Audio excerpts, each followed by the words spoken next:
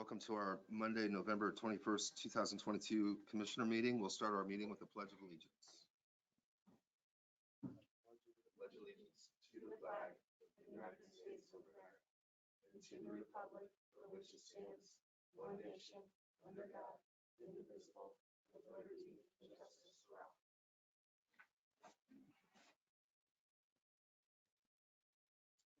First item on the agenda today is our County Attorney, Matt Shipman. Thank you. Good afternoon.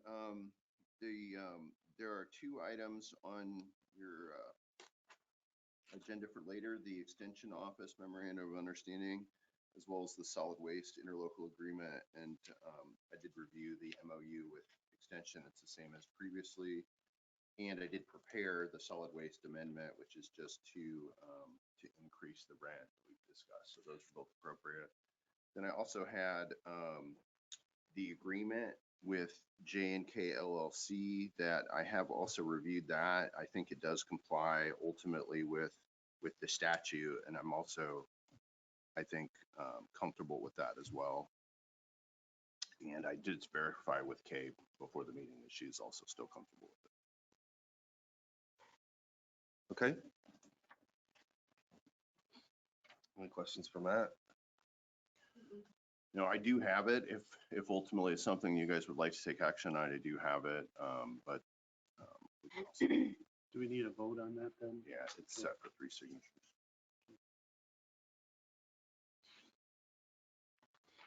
I'd make a motion that we approve the contract.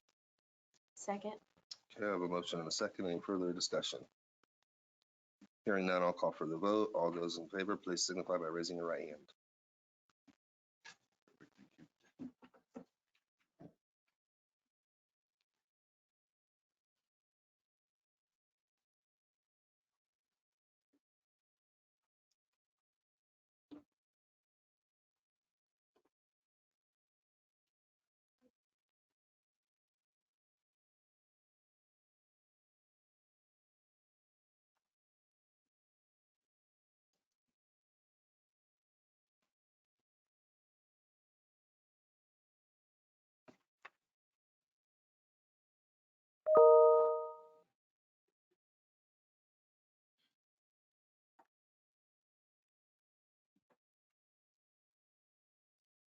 Okay, the next item on the agenda is Scott Wagner. I think Scott Wagner's on vacation. So is there anyone here to speak on his behalf for some board appointments? Yeah, just sent in both of these and just said that we've got,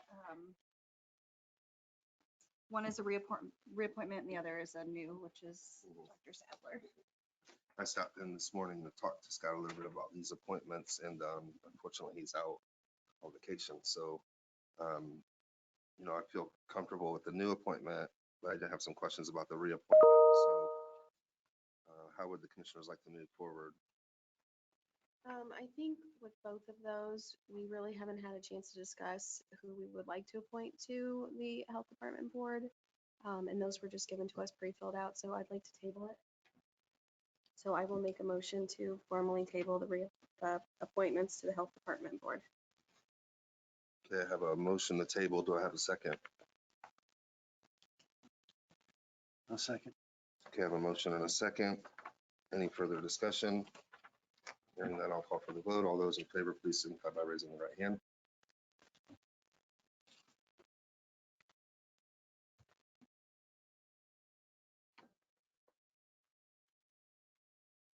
Next item on the agenda is Nathan Bilger with Plat approvals.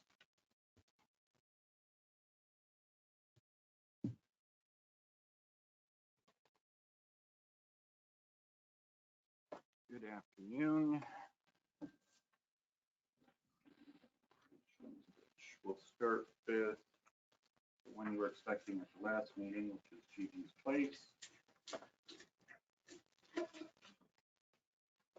This is a 2-lot subdivision of an existing parcel. One parcel has a house on it already. The other has barns that if they wish to build upon, then they'll demolish. There was some concern at the Plan Commission about being able to fit a septic system on lot 2. Only concern the health department says that there is just enough room, it's just going to be very tight. So we'll have to make do. So this is located on East Old Trail at Dale Road on the northeast. If you have any questions for me.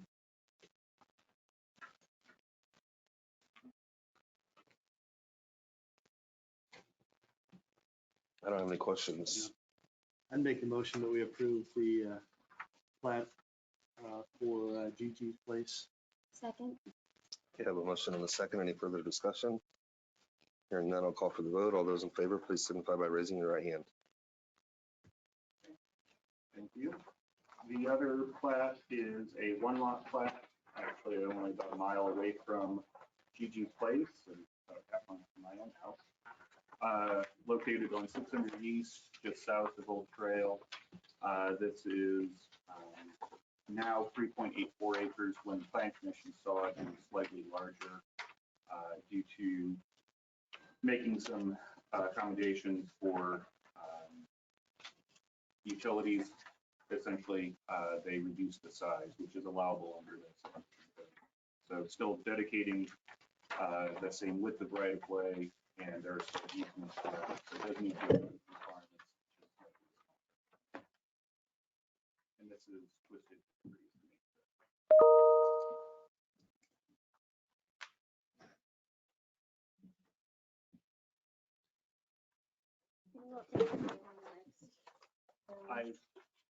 I've notified them, and yes, they have. I think yours is correct on this one. Okay, great. Thank you.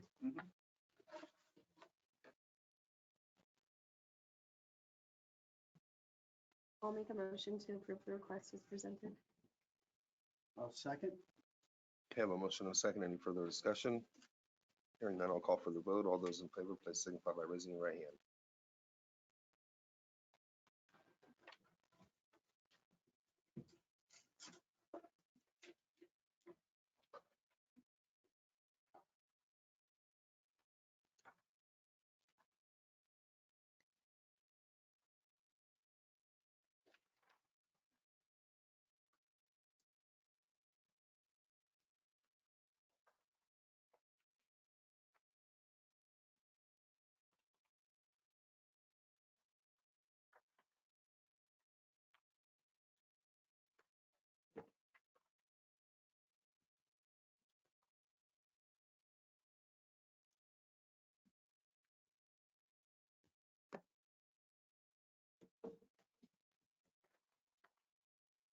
What else do you have for us, Nathan?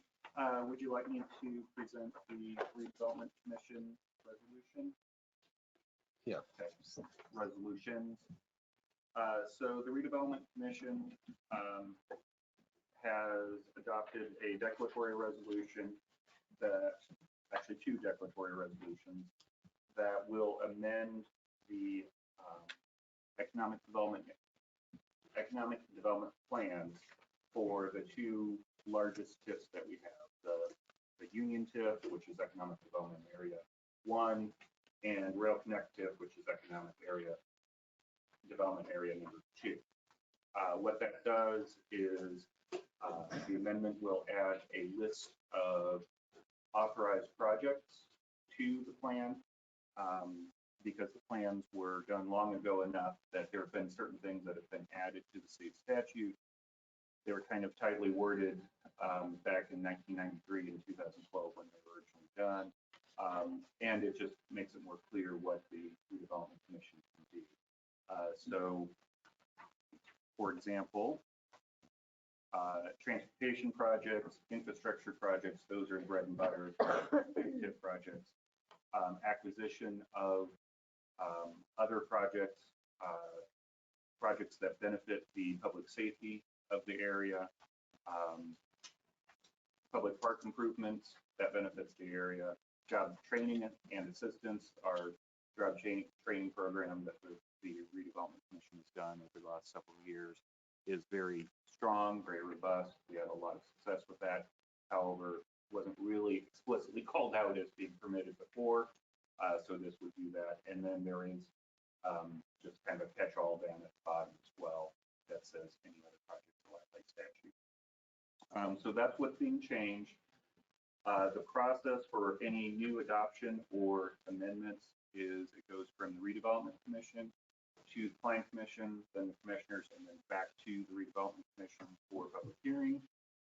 Last week on Wednesday, the plan commission reviewed this and did adopt an order stating that yes, this amendment is in conformance with basically the comprehensive plan. So this is coming to you with the plan commission's approval. And there are two, one for each area. Any questions for Nathan? So we have two resolutions. For Area 1, the resolution number is 2022-13. For Area 2, it's 2022-14. Do you want those in two separate motions? I think we should. Okay, I'll make a motion that we approve resolution 2022-13. I'll second. Okay, I have a motion and a second. Any further discussion? Hearing none, I'll call for the vote. All those in favor, please signify by raising your right hand.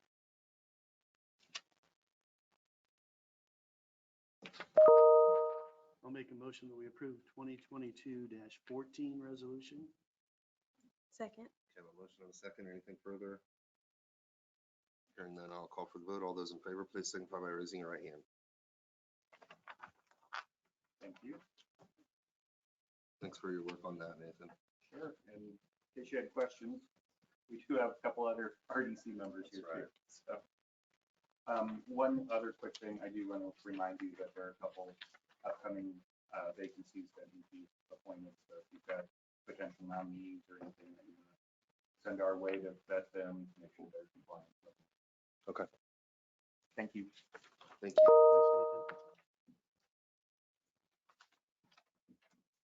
That also reminds me, we have some vacancies on the regional sewer district. So if anyone knows anyone that would like to serve on the regional sewer district, we'd love to have nominations. Right, Matt? Thank you for the work. The next item on the agenda is Katy Fry, Lincolnway engineering study.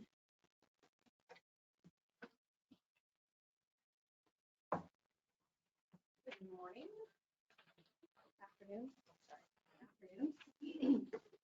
Katy Fry, Director of the Highway Department. I have for you today just a presentation of our engineering assessment report that we had completed for the consideration of the Lincolnway federal aid project.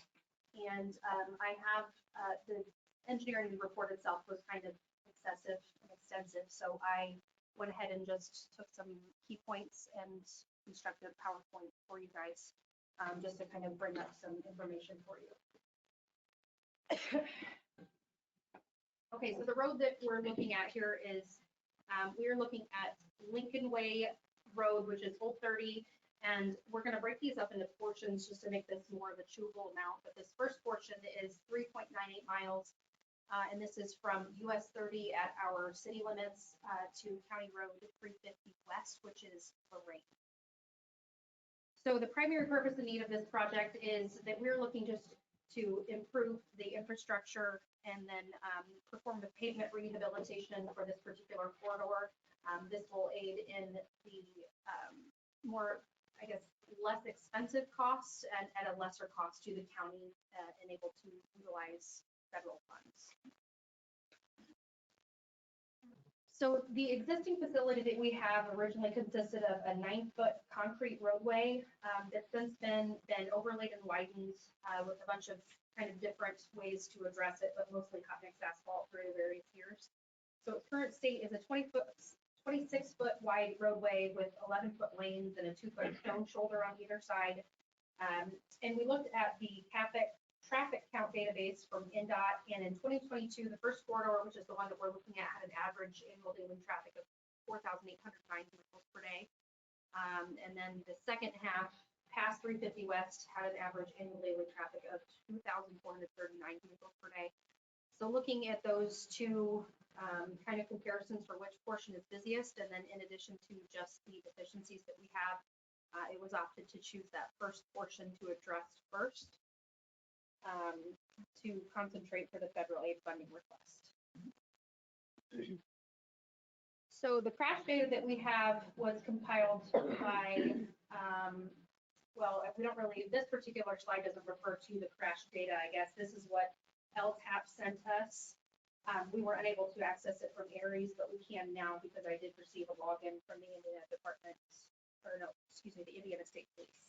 But from 2019 to current, there was a really high percentage of the crash data that was related to collision with deer. So that's something that we aren't really able to address because this area is extremely rural.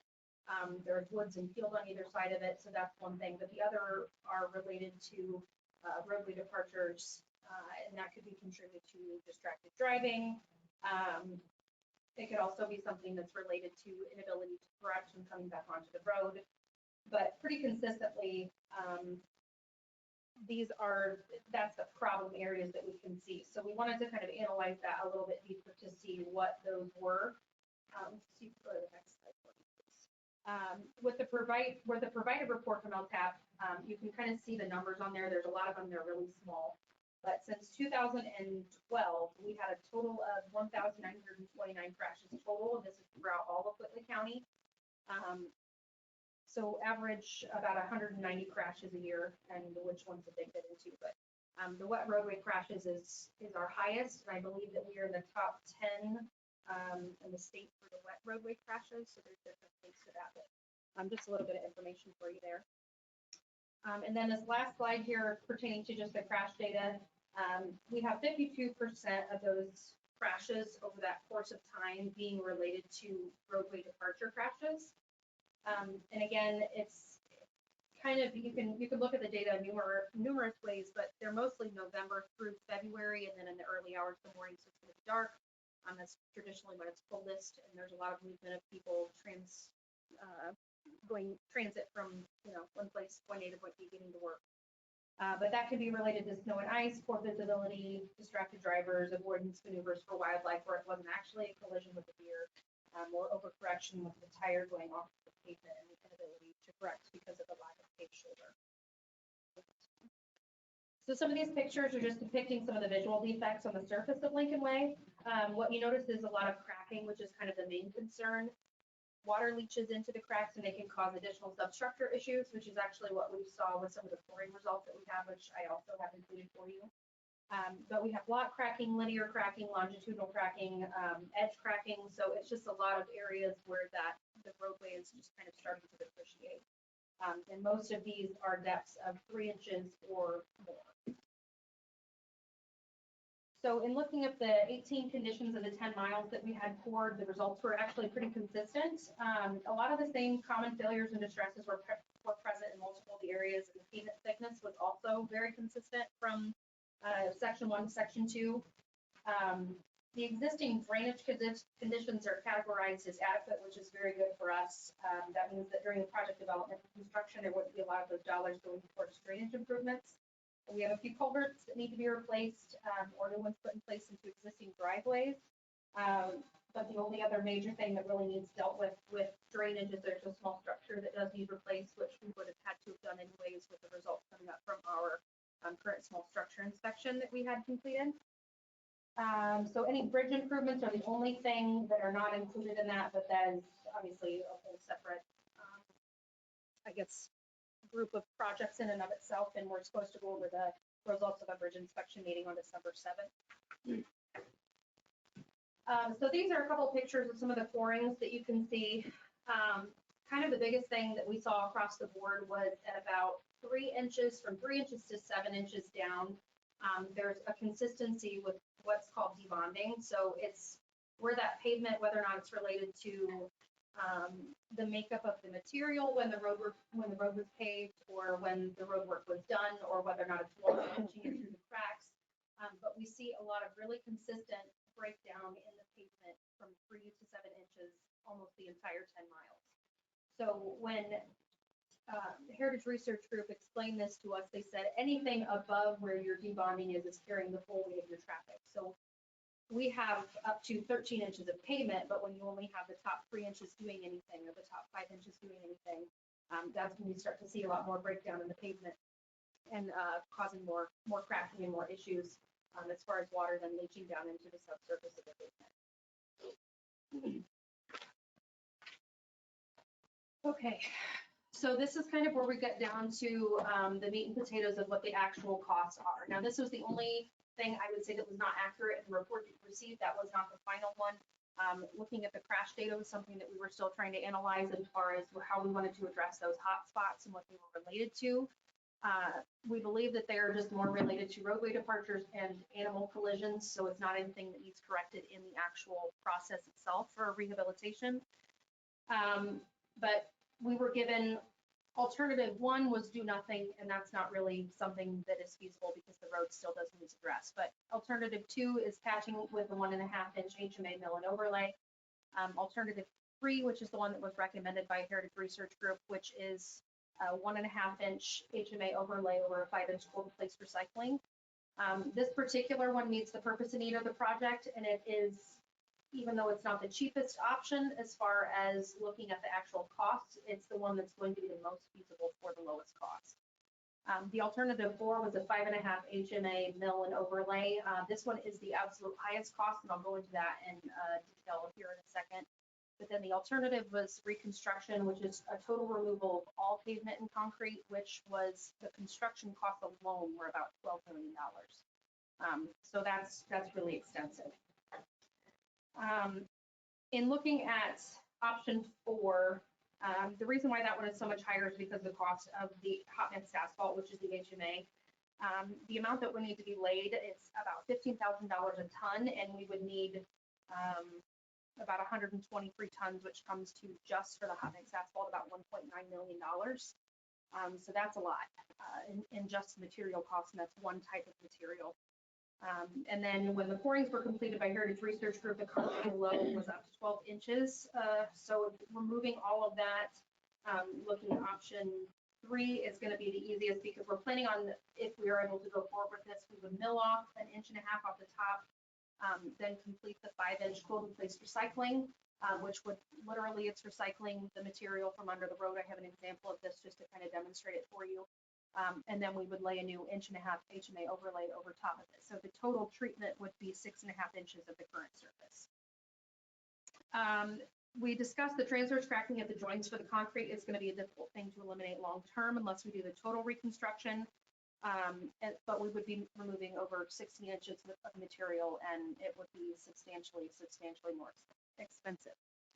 So if we opt to not seek federal aid, we anticipate that Lincolnway will still probably need paved in maybe 2 years to protect the infrastructure, which again will only be a 2 to 3 year solution because we're going to start to see all those same problems come through again from what's underneath, especially with that debonding. So additional treatment after that would probably be needed within 4 to 5 years just because we'll start to see that cracking. So with community crossings, paving costs were about $104,000 a mile. So looking at Lincolnway 10 miles from city limits to Kosciuszko County, we'd be looking at $1,040,000 just to pave it. And that's not counting for any inflation costs within the next couple of years. This would not include shoulder widening, aggregate for the roadside, striping, signs, culverts, or the small structure replacements. And then the additional cost of materials only pricing for chip and seal at about $12,000 a mile. And then if you do count for inflation with that, we'd be looking at about $18,000 a mile in the next following year. So that's another $180,000 for just material only. And then we would have additional labor, fuel, equipment costs, etc. So a little bit more on the alternative for the cold in place recycling. Just Tiffany, if you want to go to the next slide here. This is kind of just a visual for you so you can kind of see what it's like if you're not familiar with it. But they actually have out in front, they have a milling machine that will then mill up the portion of the road. It's then conveyed up into a straightener and a crusher that takes care of kind of making it much smaller, you know, and literally turning it back into asphalt particles or the smaller asphalt particles. It's then mixed with the emulsion, which using the information that we got from Heritage Resource Group, it's going to be, or Research Group rather, it would be a specially formulated emulsion that's going to be the most successful. And then it literally will just be laid back out behind the paper. So even though we're taking 5.5 inches off of the road, this eliminates a lot of need for traffic control. It eliminates a lot of issues that we would have with people coming and going from their driveways or businesses because there's not going to be that big drop off. It would just literally be laid right back out after that. And then Tiffany, if you want to go to the next slide, it's up to you guys if you want to watch this. It's not to worry, but you should be able to just play it. it's a video. I'm okay. But that's kind of just the whole process, unless if you guys aren't interested in seeing that, but I just Do we wanna have be the able to show video? you Do we have the video by email? Yeah. That's part of the study you sent. We'll just watch it later. So you can go to the next slide for me, please. As far as requirements and impacts, there are a couple permits that we will need to take care of with ITEM and the Army Corps of Engineers. But other than that, there really isn't a lot of impact. We have a lot of right of way here. We won't have to have any utilities relocated or anything of that nature either. So across the board, there's really very little red tape when it comes to that. The second to last slide, I believe here, this is just a breakdown of the cost estimate from start to finish, from preliminary engineering all the way to construction. You can see that the construction date isn't until 2027, which is when the bulk of the fees are going to be due. But what we would be looking at here would be a $1,817,200 contribution from local funds. There is a 5% inflation factor incorporated into this. But in addition to it being an improved pavement rehabilitation, we will have shoulder upgrades, we'll have paved shoulders, a small structure replacements, we'll have recessed pavement markings, and those pavement markings will actually be a thermoplastic pavement marking, which only need to be upgraded every 8 to 10 years, as opposed to paint being only 1 year. And then a complete sign replacement of all posts and signage, get all those updated. And then the last one, just the financial commitment. This is just to kind of reiterate that there's only a $1.8 million local contribution for over a $9 million project. So there's eligible funding sources that doesn't need to be determined at this time. Really what we're seeking at this point is kind of just an agreement from the county that at some point we will have a decision made on where those funds will come from, but that we will commit them to the federal project. And have that available for our application that is due here at the end of the month. So a lot of information, trying to be thorough but also explanatory. What I'm seeking from the commissioners is really just a favorable pass to the council that has granted a special meeting for this to be taken into further consideration. With the federal project.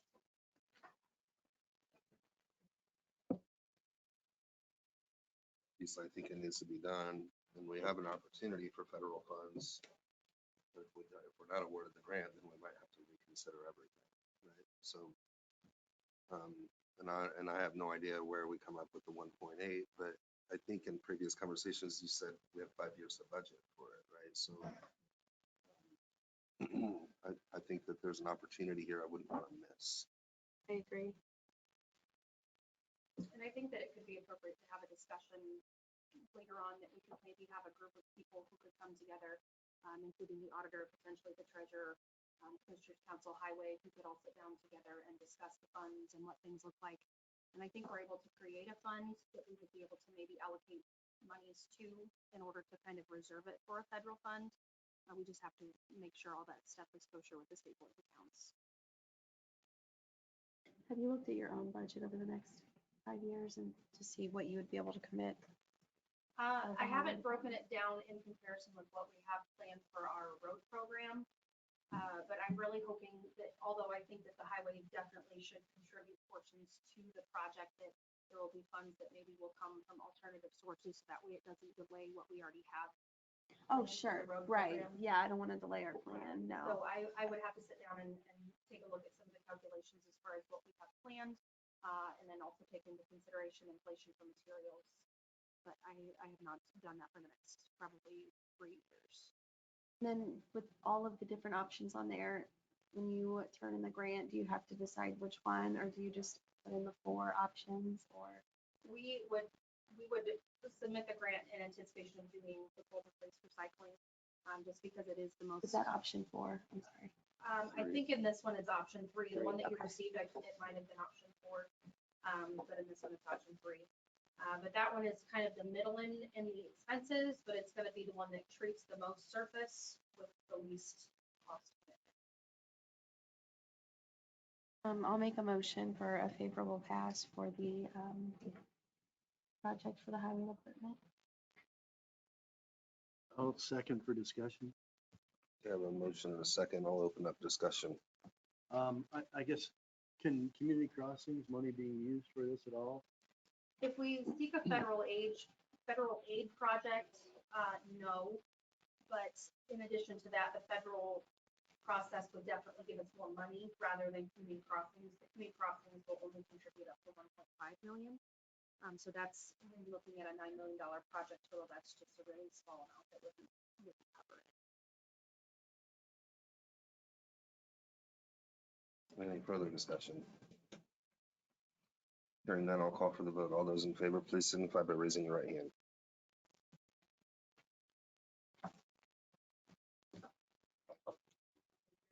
Thank you, Katie. Thanks, Katie.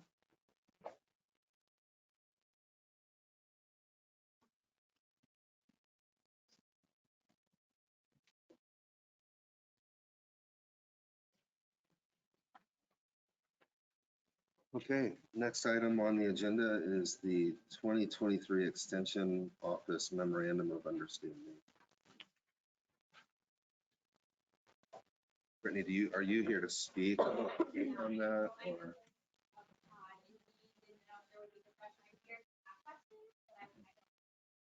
Okay. Yeah, there's an increase, right? There's like maybe a 3% built-in increase. Does that sound right? Okay.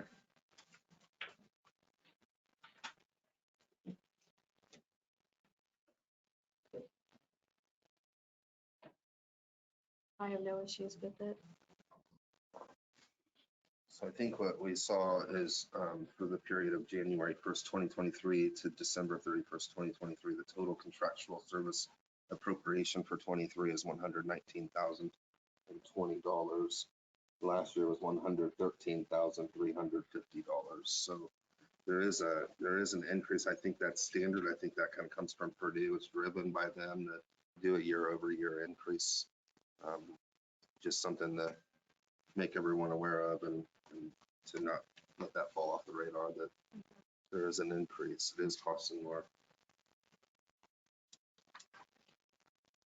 So how would you like to move forward? I'd make a motion that we approve the extension contractual services agreement. Second. You have a motion and a second. Any further discussion? Hearing that, I'll call for the vote. All those in favor, please signify by raising your right hand. This calls for one signature.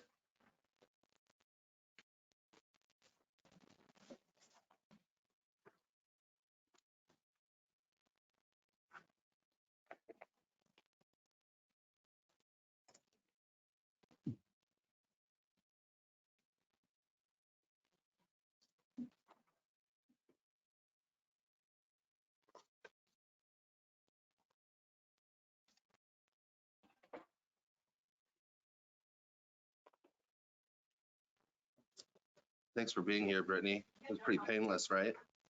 Thank you. Yeah. The next item on the agenda is the 2023 Solid Waste Interlocal Agreement.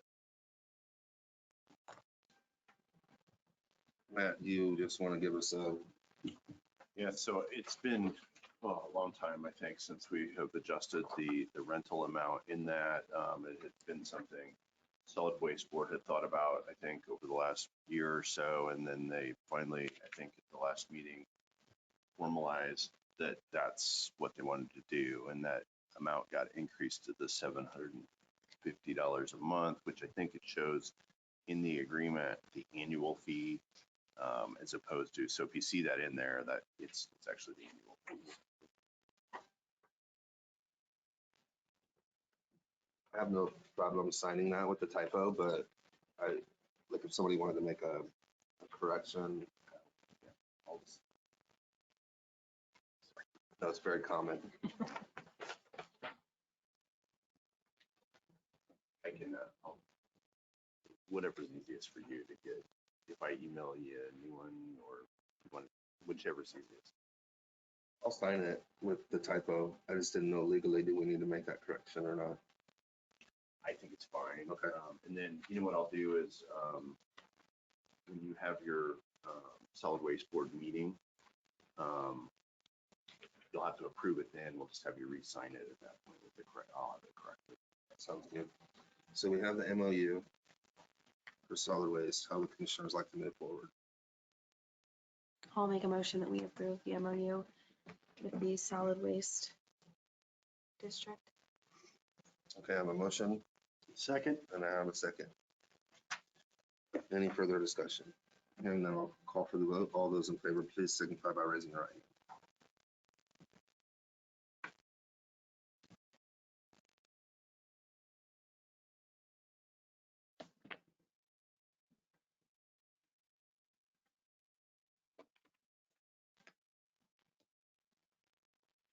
The next item on the agenda is the personnel policy manual. We've had this for some time. I know it was a long work in progress with the employment attorney from Fort Wayne, and Jennifer Shinneberry invested a lot of time in this, did a lot of great work on it. And I did have a chance to review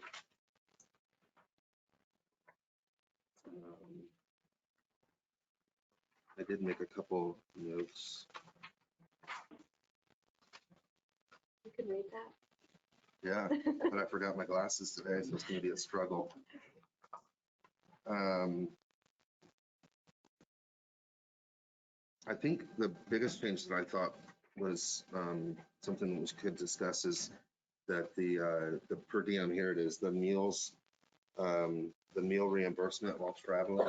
It says $25 per meal, $75 per day. And I felt that it might be appropriate, instead of saying 25 per meal, just cap it at 75 per day, and people can budget their funds how they see fit. And if they wanted to have a larger dinner, then they could do that. So I would propose that we just strike the 25 per day and leave the 75 per, I'm sorry, the 25 per meal and leave the 75 per day. I'm in favor of that.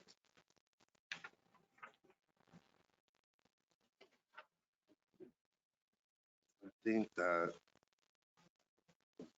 was the only thing.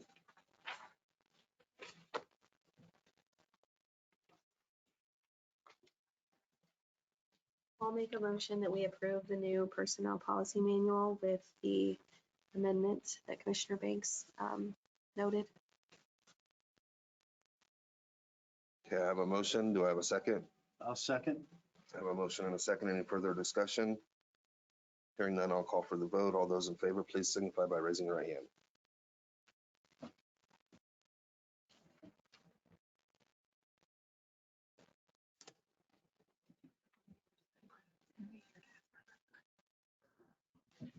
I remember talking about that, but I don't have it on my agenda. Sorry. Remind you, that's okay. So we'll just do that now. We have a change in the agenda. Brad Allen, if you want to come forward to talk about the county credit card.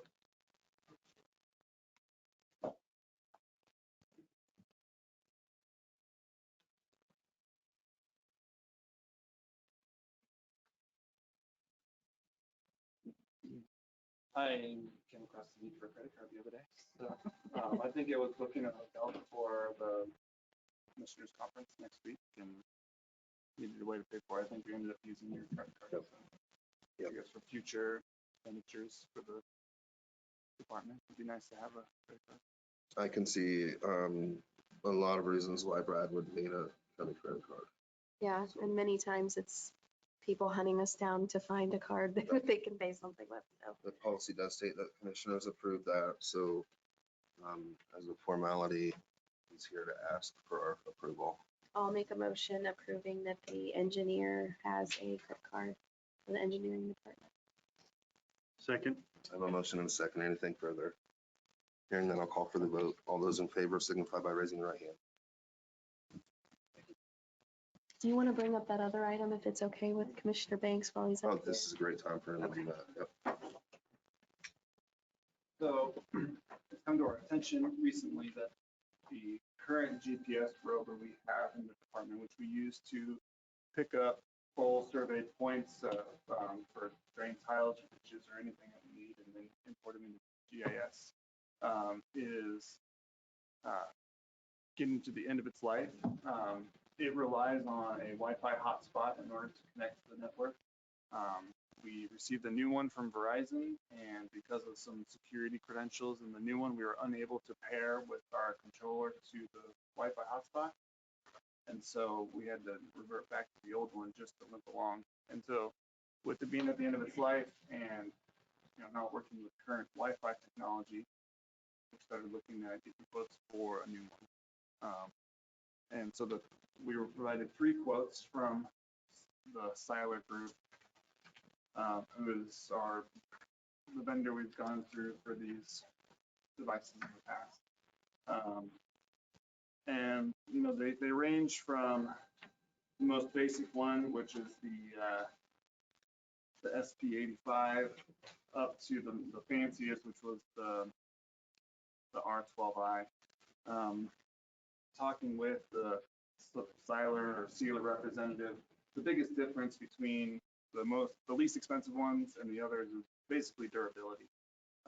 This SB85, which is $10,000 less, is a lot cheaper, more cheaply built. I'm afraid if you dropped it on the road, it would break. So the recommendation was to go with the mid-range, which is the R780.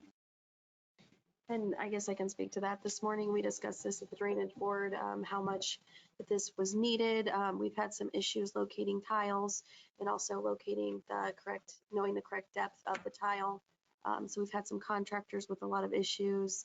One was off by, I believe, 9 feet. It was supposed to be 14 feet, and it ended up being over 20 feet deep. So he was pretty upset. Obviously, he had to run an entire other piece of equipment to get the job done. He didn't want any further compensation.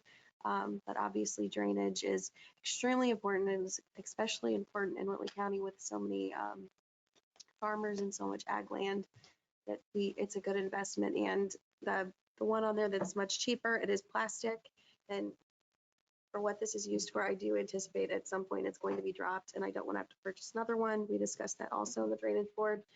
So it was a unanimous favorable pass, I guess, for the mid-grade one, just for the durability of it.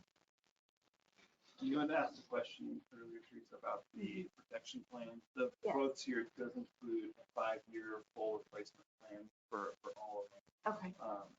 And it says in there that it will either be fully fixed or a working refurbished one will be provided.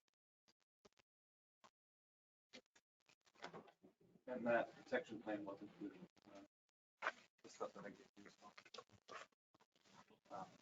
So that's one piece of equipment. There was a second piece of equipment that would be used for locating tiles, and that was this tile locator. It's in 2 parts. It's 600 feet of basically a traceable rod, and then this little hotspot scanner thing that can then detect the rod both horizontally, and it can detect the depth.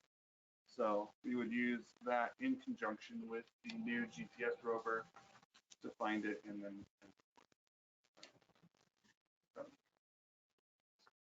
that would just make our contracts go that much smoother for tile replacements. And what was the cost for this? It's $7,145 on that first. Yeah. And I know that we had some discussion about this in the past, and I thought that we approved this in a meeting, or at least we in I think that was the discussion. GPS thing on the building. That wasn't this. Okay, That's what, yeah, you're correct. gotcha. And then also, we discussed that at the drainage board, and they also believe it's extremely important. And we only have one person who does almost all of the drainage within the county, so it's a lot on them. The other option is that they physically go out and they dig it up and they try to find it, which obviously takes a lot of time. So they also gave that a favorable pass to purchase. Just having been on the drainage or the council for the drainage board for a long time, we had a lot of kind of institutional knowledge with Mike and with Brandon. Mike had worked on a lot of these drains privately, and then, Brandon as well. And so they kind of were able to do things that are, Brad has not. And so it's him just taking the same job and doing it is starting really a little bit without that knowledge. And this is gonna make it so that he's not, him and the new Max are gonna be, Max more so, not very efficient for a while without this equipment because they just don't have that same institutional knowledge that the previous guys had. They kind of always, Mike acted like he knew where every drain in the county basically was. And for the most part, the only time I remember him making a mistake is this one that was 9 feet as opposed to 20 feet, which we thought it was, so. Actually, I think that same contractor had 2 jobs. I don't know if you were at that meeting, Yeah, but they were and I off. think it was kind of when Mike was leaving. Yeah. We do also, at times, I think we hire somebody to come and do this stuff. So whereas we used to previously have to have somebody come probe and dig and find blockages and things like that, somebody brought up in the meeting today, maybe Mike Schrader, that, hey, we'll be able to save money because we'll now have the ability to do that instead of hiring somebody else to do it. So what is the total cost that we're looking at between the two? I guess it would roughly be $45,000.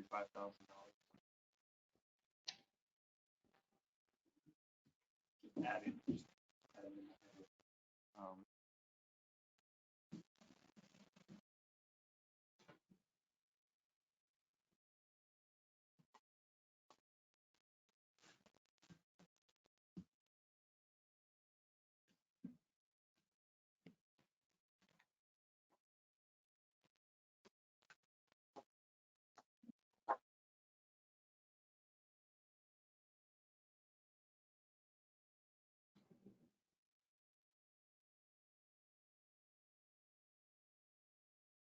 Are there any monies available for grants or anything? I guess where would we get the money from? I don't know off the top of my head. I can do some research into that, ask around, but I'm not familiar.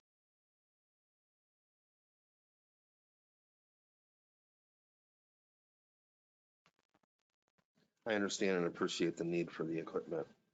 Mhm. I have the same question as George, where do we pay for it from? It is pretty expensive, but for us to make, we've got, obviously, the next budget cycle is, we're just now finishing that up. We could make a whole lot of mistakes between now and then that would cost us. So the drainage board is looking at compensating this contractor that ended up losing quite a bit of money on this one job. And with Max being brand new, our new drainage supervisor, I think it would be wise if we purchased it now. I do understand it's very expensive, but drainage is so important for Whitley County that I think it's a small price to pay to ensure that we do the jobs right. And I guess at this point, I agree, but I guess we're just a favorable pass is what we're going to do toward the council. And if you can work with council to. Yep, and I have no problem with a favorable pass, but I might like to have maybe a recommendation where we'd like to spend from when I go to council, just to have a little bit more information for them. And,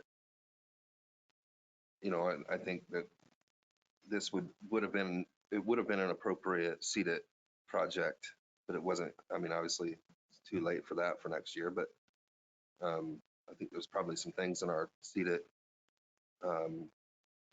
funds, that are in the plan for next year, but won't be spent next year. So I might like to, just make a recommendation that we ask council to allocate funds from CEDA to make the purchase. I'm fine with that. I'm okay with that. And that would probably come along with also an additional appropriation. Mhm. because I think we've nearly spent what's been appropriated from CEDAT, which was right on track with what the plan was before the plan got lowered. So anyway, I would entertain a motion. I'll make a motion for favorable pass to council with the money being taken out of CEDAT with the reallocation. I'll second. I have a motion and a second. Any further discussion? Hearing none, I'll call for the vote. All those in favor, signify by raising your right hand. There was one other issue that we talked about at the drainage board meeting, which was the drainage projects getting right-of-way cut permits. And so a part of that, looking at that ordinance 2020-14, where right-of-way cut permits that have an open cut are required to get commissioner approval. And so what we discussed at the drainage board to make this process smoother for county projects was if we could, as long as the highway director and the engineer are working together, if we, not go to the commissioners and get that approval. But I just wondering how that would work with the ordinance. I thought we loosened that a little bit already. Didn't we already loosen I the? think that was, I know what you're talking about, but it wasn't I that. think it was everything except for the Mhm. cuts across roads. Matt, is that? So yeah, the ordinance itself says you guys approve all cuts, but we have not been approving the cuts when it's the drainage board. It just, because it was Brandon with two hats, he didn't have that back and forth necessarily, and those weren't coming. I think what Brad's wanting is he's okay with it still being that way. He just wants you affirmatively to tell him it's that way, so he's not kind of getting himself into a pickle as he gets too. That's the way we have been operating. It just is, it's not exactly, I mean, because it's just one person paying another person money. It made sense for it to, because they're both just really the county, so. But Just that we're approving a procedure, is that what we're, Right, Well, so it's the instead of it the coming to cut. us, it would be between the engineer and the highway right, director. right. as long But as it's- they're both happy, the commissioners aren't gonna approve drainage board cuts when they do a drainage product, curb cuts, because between Katy and Brad, they're gonna. The reason this came about is there was recently have been some issues with roads getting put back appropriately. And there's also been times where like appropriate groups have not been informed of a road closure, just because that coordination between the drains and the highway department wasn't there to make the, like the fire department and the schools go ahead and notify. And, getting a right-of-way permit, all that stuff is included in that process. So have you guys come up with some type of procedure to make sure that you both are okay with letting each other know, or? We haven't written anything up officially, but we both kind of agreed on what we want to see moving forward. And then I guess we can write something up that would be appropriate. I think we should, just for future, because obviously you're not gonna be in that seat forever, and neither is Katie. I don't know. Yeah, totally agree. Maybe we'll just put something in writing and bring it back for approval. Can you do that? Get with Katie and, okay. All right.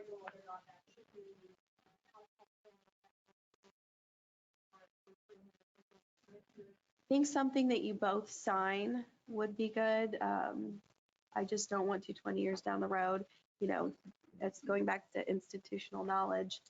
Okay, you leave, and then the next two people, and they're like, why on earth did the commissioners do that? So if we have something in place, I think that would be helpful, that you can both sign, that you're happy with. Matt, do you need to look at that? Yeah, Okay, probably. lovely. We, Okay. when Brad and I talked about it at the meeting this morning, we talked about it even doing it as like a kind of like an interlocal almost, but between an interagency kind of agreement, something that just says, because there is a couple other things about who pays for what sometimes as well that should be flushed out, that again, there's not a disagreement. It's just previously hasn't been consistent. And so then they're both like, well, I don't know. Mhm. I thought they were doing it and they thought, and so it would probably be helpful to put it into some kind of agreement like that, which I can help with. Thank you. Thank you. The next item on the agenda is facility requests. We're revisiting the Old Settlers requests. We had a little bit of conversation this morning, but basically I have the contact information for the guys with the hot air balloons. So I was hoping that if there's still reservation about that we could come up with a list of questions, maybe after the meeting or something, and then contact them. I do know that part of the request permission facility request form is that it holds the person requesting liable for damages and that sort of thing. But I think that George brought up a good point about maybe a hold harmless in addition to this form with the people that are doing it, which is totally fine with me. So we can approve, we can table again, we can come up with our list of questions, however you guys would like to move forward. So that was just the original request from Old Settlers, and then someone had told you that they want to do some type of hot air balloon. Yeah, Right, Councilman alright. Wheeler is on the board for Old Settlers Days, and he had said that was part of the plan, and they'd like to put their marketing material together. And so he was asking that we also approve that. It's not specifically stated in the facilities request. And so, we had kind of talked about just revisiting this later in our last meeting, so. Yeah, I think that I would like to know, like, how big is whatever this hot air balloon thing is. Yep. I mean, how is it going to be on the grass? I don't want it to kill the grass.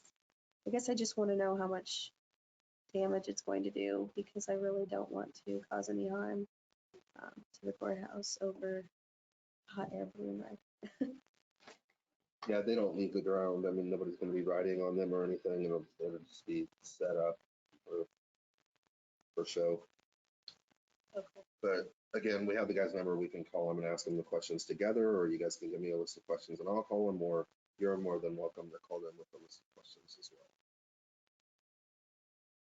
Well, I'm fine with it as long as we get a hold harmless on it, because they've been doing this all over the country. I mean, they know what they're doing. The only thing is, my concern is making sure that as much as possible, the liability is not on us. Matt, is that something that you would write up? I can. Okay. We should probably table it until Is it that has finished.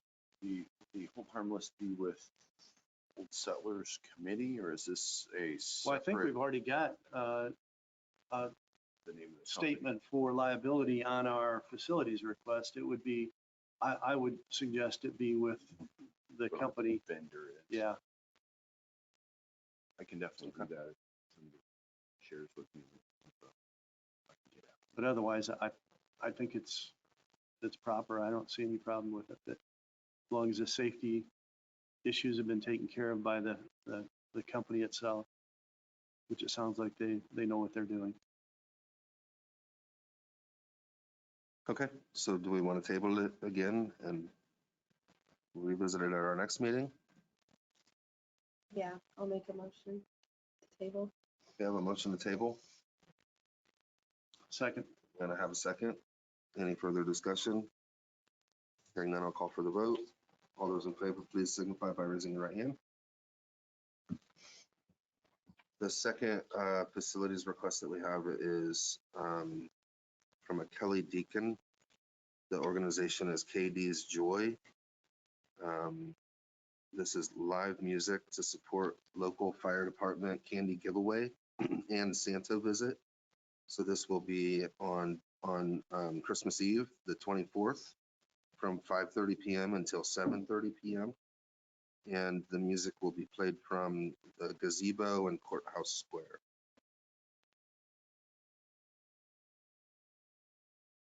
welcome to view it.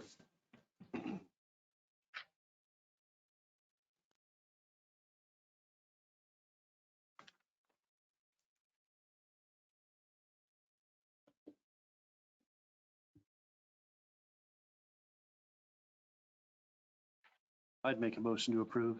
Second. Have a motion and a second. Anything further? Hearing none, I'll call for the vote. All those in favor, please signify by raising your right.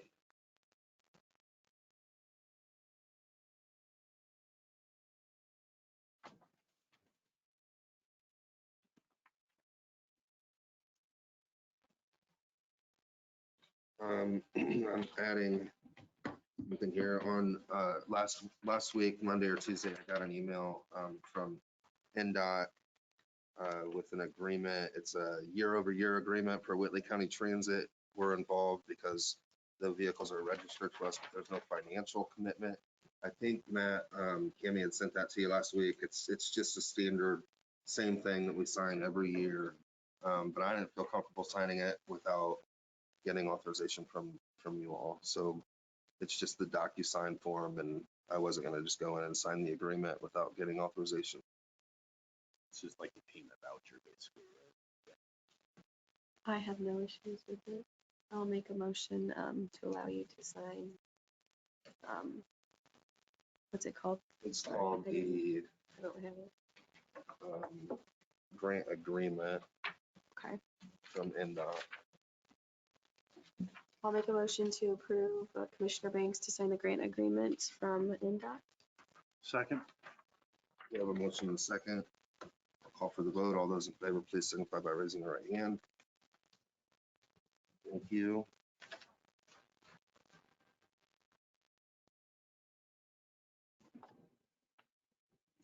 We also have the IT contract with 4 EOS. I know, Matt, you had made some changes. We sent that to their attorneys and they made some changes, but they also accepted some of them. After I reviewed what they changed and sent back, I feel comfortable with it. I don't think we're gonna get an indemnification from anyone. Yeah, I agree. I think it's a lot better than it started, and that it's probably really in line with the previous agreement with IT. And so I pushed a little bit further, hoping they would say yes, but I understand why they didn't. So, but yeah, I feel comfortable with it at this point. But the legal part of it, the cost and things I didn't evaluate. But yeah, again, we're projecting, I think, a $65,000 to $70,000 decrease in our current spend on IT services. We also think that it's going to be far more efficient. 4 EOS has already proposed some things that will be additional cost savings for us, that they're going to work closely with us and try to do. One of those is government discounts on equipment, which, you know, they'll work with us to spec out what we need, and we can make the purchases, and then they'll install the software. So those are other places where I think we'll realize a cost savings.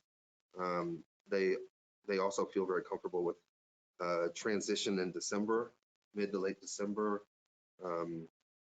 And so if we approve this agreement, then we will send a 30-day notice to terminate our current contract with Preferred IT. I have no issues with it. I know that we've been heavily vetting out different companies, and I know we were all involved in the contract negotiations. I know you definitely took the lead on it, so I appreciate that. I don't have any issues. So I would make a motion that we approve the new IT contract with 4 EOS for the county. Second. Okay, I have a motion and a second. Any further discussion? And then I'll call for the vote. All those in favor, please signify by raising your right hand.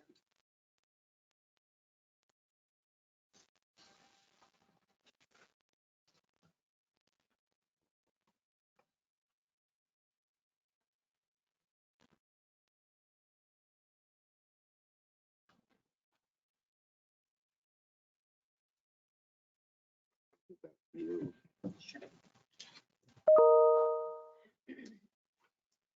The next item on the agenda is payroll and accounts payable claims approval. I went up to the auditor's office and went through payroll and accounts payable. Everything looked fine. I will go ahead and make a motion to approve payroll. Second. We have a motion and a second to approve payroll. I'll call for the vote. All those in favor, please signify by raising your right hand. Payroll is approved. And then accounts payable, there's just one thing that I will touch on. Going through the receipts, I found that, and a couple employees had spent a few $100s on a meal. Yes, it was paid for by grant dollars, but those are still tax dollars. And frankly, I was embarrassed.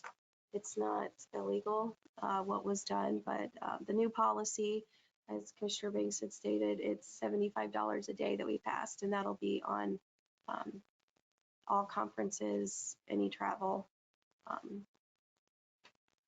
So I will make a motion to approve accounts payable.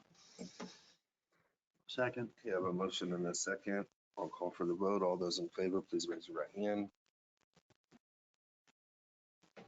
Accounts payable is approved.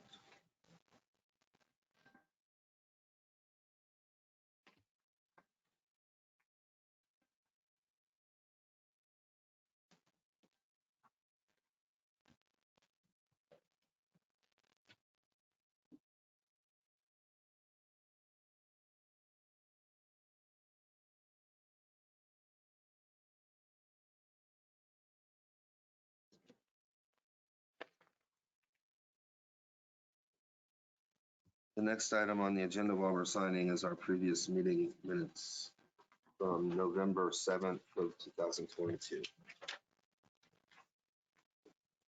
Does everyone have a chance to review the minutes?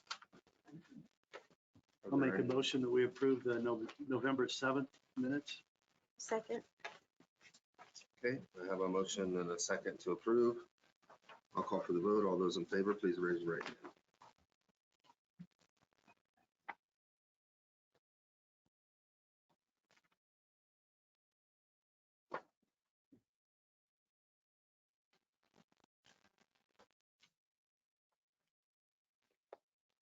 While we're signing, is there anything that anybody would like to add to today's meeting from the audience, from the public? Matt, do you have anything to add? Yeah, George, in your thought about the hot air balloon people and doing a whole harmless, maybe the easy way, rather than reinventing the wheel and me doing it, why don't we just have them do a facilities request? Their own separate. Yeah, just have them submit one, then I don't have to do a whole harmless, and And there's I'm already fine that with language that. in there. That might be the easiest solution to that. Yeah, I think that's a great idea. Okay. I don't And know who, they could work with, we talked to Kim about that, or somebody. Yeah, or Chad Whetstone, we could reach out to him or, And did anyone ever get with Mark? I know that was one of my concerns about, no, I know he's not here today. He's off this week, but I think someone should at least touch base with him. yep, we can do that. Tiffany, anything to add? George? Nothing. Teresa? I just hope everyone has a great Thanksgiving and enjoys a few days off. Absolutely. I have nothing to add, so I will adjourn the meeting.